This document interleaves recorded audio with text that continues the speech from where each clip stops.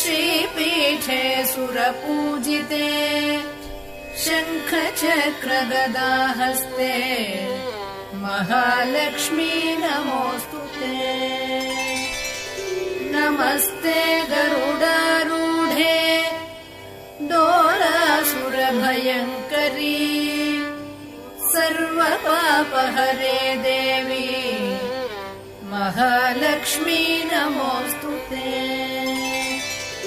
सर्वज्ञे सर्ववरदे सर्वदुष्टभयङ्करी